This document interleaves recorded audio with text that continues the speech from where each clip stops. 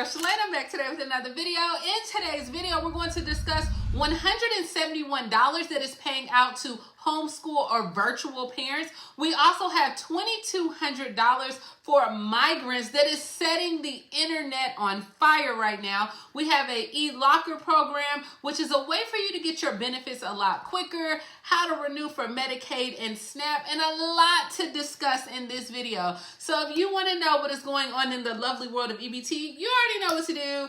Stay tuned. Your girl's got you covered now. If this is your first time tuning into my channel, hi, hello, hey friends. My name is Shalae, and here on this channel we discuss shopping, saving, and everything in between. I would love to have you a part of my internet family. Super easy. Click that big old red subscribe button down below and you're in, just like that. And while you're at it, go ahead and give me a like, especially if you love me bringing this content. Guys, when I tell you I scour the internet finding you the latest and greatest information, sometimes I even beat the news outlets, okay? But if you are an EBT recipient or not, you can try out Amazon Prime free for 30 days. All you have to do is go ahead and click the link above or below in the description box and you in there. All right.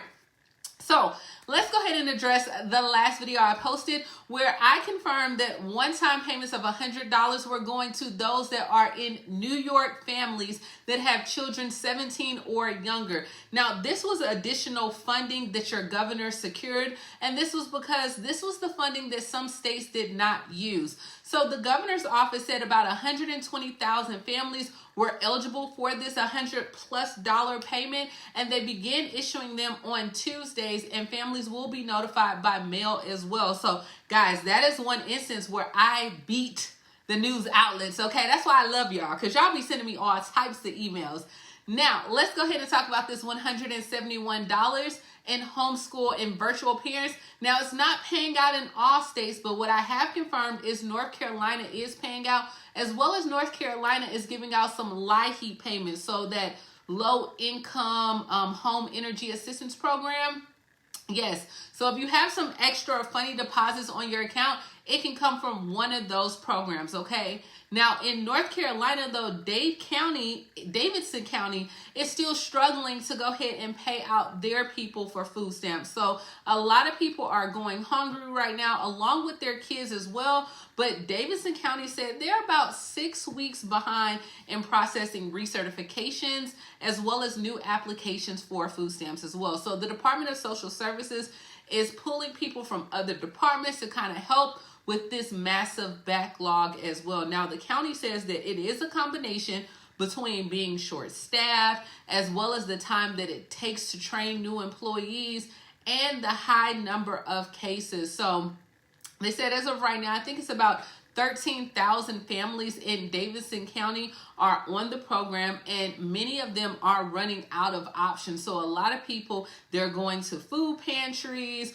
or trying to find other ways to keep food on the table. Now, according to the state's application processing deadlines, they're supposed to have this out to you guys within 30 to 60 days. But Davidson County, they have the worst numbers all across North Carolina as well. And they said they are down about 5 workers, and nearly half their team right now is in training, which could take anywhere from 6 to 12 months to complete that training. So it's making it a little bit tough for them to go ahead and catch up on the backlog. So that is what's going on in North Carolina. And I'm going to go ahead and talk about Georgia, but I really want to get this out right now about this $2,200 for migrants, because this has sent the internet, okay, in a frenzy. All right, so as of right now, city officials in Chicago, Illinois said soon people may see 20 to 25 buses of migrants a day. So as of right now, more than 15,000 migrants have arrived in Chicago since of about August of last year, and the number is expected to double in the next several weeks, according to officials. Now, a lot of people are saying they are getting everything. They're getting so much stuff. But when they arrived in the country, they had to struggle on their own and make that transition on their own. Then you have a lot of other people are like, well, hey, look, I lost my store during the pandemic, and when I asked for help, I couldn't even get the help. So where's the help for the people themselves? And a lot of people are upset because there was like this thing that's going out around where they will get. Now, a lot of people are upset right now, and the city has created a program that will provide not only shelter, but food and health care for the new arrivals. And people are alleging that this discouraged them from finding jobs or even leaving the shelter. Now, remember last month, President Joe Biden did announce that he was granting a temporary legal status and work permits to thousands of like Venezuelan migrants who have crossed into the U.S., but advocates cautioned him that this process could take months to trickle down. Now, the state would not release the exact number that they're going to get, but some people are saying that they're going to get around $2,200 a month in EBT. So let me know. Now, this conversation that we're going to discuss in the comments, guys, it is not meant to attack anyone at all. I just wanted to let you or make you aware of what's going on. This is not to sit up here and try to belittle any type of ethnicity or go around anyone, but a lot of people in Chicago are very upset about the $2,200 a month that will be coming to some of these migrants. So let me know down in the comments below, do you think the $2,200 is necessary? I mean, you know, they are moving here. They have crossed the border. They are living in a shelter. Now, when I was looking at some of the pictures and people were saying, I think they're in like a Chicago Inn or some type of motel inn as well. And a lot of people were saying that it's not even like the best conditions as well. I don't know. You guys can look it up. But like I said, on the internet, a lot of people have a lot of things to say. So let me know. But let's go ahead and move on to the next story where we are headed to Denver and they have e-lockers. That's right, like EBT lockers. So in Denver, Colorado, they have launched its first or new electronic benefits transfer e-lockers. Now, this will make it a lot easier for people to access their food assistance, and this new system will also help Denver residents receive food benefits like SNAP, 10F, WIC, or any other program. But guys, they can receive it a lot faster than they would by receiving their cards in the mail. So Denver is like, look, we wanted to help remove some of the barriers for people to get access to their EBT cards a lot quicker. And I think this is a phenomenal job. Like, I love the fact that the city took this initiative on their own. They found this creative way to make it for people who might not traditionally have access to their EBT cards through regular mail. So this would be like people that are homeless, or maybe you just don't have an address, or you're, you know, bouncing around from pillar to post. But this new, easier way for people to access their EBT cards, they're saying like currently they only have one county that has the EBT lockers that are available, and they're outside the Welcome Center office, but they plan to try to expand this all over Colorado as well. So once again, this is for the community that may not have like a permanent mailing address, to include like any unhoused neighbors. And it's kind of like those lockers that you would see at Whole Foods. I think I've seen them as well. Pretty much for like Amazon packages, you can put them there. But it's like they understand that they want to work with people and that maybe you don't fall within their business hours, so you can still access your like boxes outside of normal business hours. So the way it works is like you go in there and you will have to call and reserve the center so they can actually put a locker for you. Then they'll give you a QR code where you can pick up, or you can receive it like through a text message, an email as well. You'll scan that code or enter that code number, and then you'll be able to get your mail out of that locker at that location. Now, you will have like your picture taken before the locker opens as well, so they can verify that it's you, and then you'll have your EBT card. So you don't have to worry about it coming through the mail, somebody stealing it, using it. Now, as of right now, I think they have issued 133 cards through this program as soon as the requests were made. So I think this is like phenomenal. This is a new, easier way for people to access their cards. The only thing is like if you happen to go in a different part of Colorado, since they haven't expanded it just yet. But hey, I mean, you can get your cards now within 24 hours. So kudos to Denver Human Services. We're meeting the people where they are at, where they need. I love it. I love it. I want more of it. All right, so next we are headed to Georgia. What up, my Georgia peaches? Where your SNAP benefits are still being delayed. So families all across Georgia are once again turning to, I think it's 11 Live, to help for tens of thousands of people who are not receiving their benefits from SNAP. So we know that this has been an issue. Guys, this has been an issue, I want to say like all year at this point. And it has been like impacting families in Georgia and all across the country as well. But the Georgia Department of Human Services, they are struggling to process cases within the limits of the federal guidelines. So as of October 16th, there are over 119,000 SNAP renewals that are pending. 36,000 of those are overdue beyond that 30-day processing federal law requires them. And the state said they're doing everything they can. They're offering stipends to incentivize like field leadership.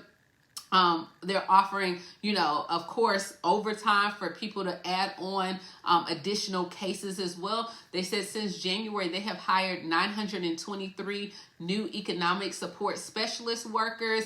They have secured millions of dollars in funding through legislation advocacy to make that possible. So they're like, you got to work with them. You have to work with them. Now, also, they released today where Georgia has received approval for stolen SNAP benefits for fraud victims as well. So if you have had any of your benefits stolen, which a lot of people that watch my videos have, let me know. Drop some Georgia peaches down in the comments below or some emojis. And they said, look, if you believe that your benefits were stolen between October 1st of 2022 and October 18th of 2023, you have until November 18th to request a benefit replacement.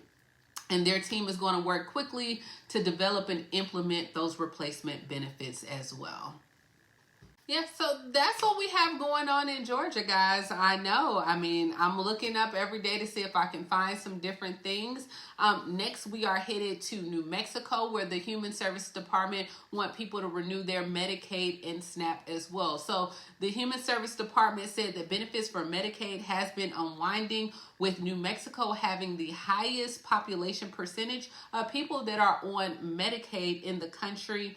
As well as the state. They said it's important for people to go ahead and renew their benefits for Medicaid and SNAP. So the state has come up with a website where they are giving like additional resources where you can sign up and learn more as well. So people who have Medicaid benefits, you will need to update your personal information. And if you're on SNAP as well, you need to update and go ahead and renew before they'll start paying out these benefits. So they're like, look, pay attention to what's going on in the mail.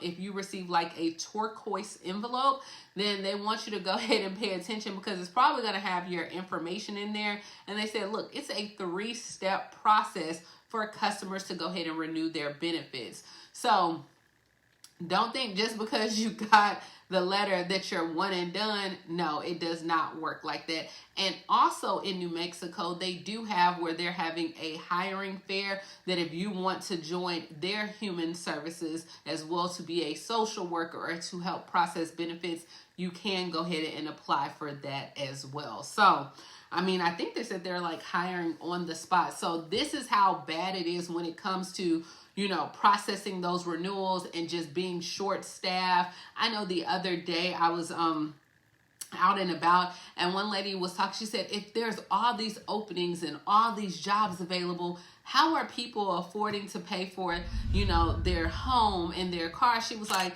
everyone is asking for workers. If they don't, who's working? That's what she wanted to know. And I was like, well, I think people now have found creative ways to make money. Like everyone doesn't have to go clock in a job and work there for 20 or 30 years. Some people drive Uber, some people drive Lyft, some people do YouTube. There's a lot of different things. And so she was just stating that it can't be this many people not working in the country. Let me know what you guys think. Do you think a lot of people should be working, but they're not working? Do you think people have found just creative ways to, find money as well? But if you do want to work and you want to work for the Human Services Department, definitely go down there to the job fair. And like I said, they're hiring on the spot. A lot of places are short staffed right now. And this is all I have, guys.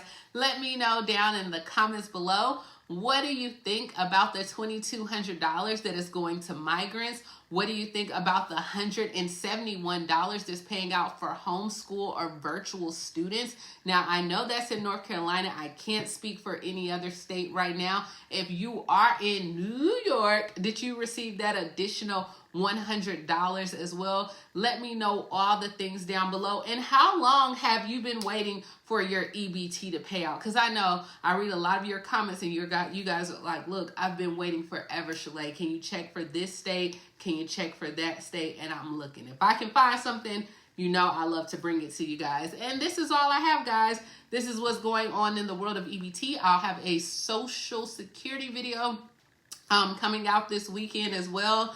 I'll be happy when this semester is over. I'm one step closer to becoming a nail tech. And yeah, this is it. As always, please like, comment, subscribe. Definitely grab you some Amazon Prime. We are getting closer than ever to the holidays, which I think Walmart and Aldi, if you guys are going to be shopping for Thanksgiving or you're going to use your EBT, they are now going to give you the prices before inflation for your Thanksgiving meal. So, I mean, that'll take off a few dollars as well. So that's what their new plan starting November 1st.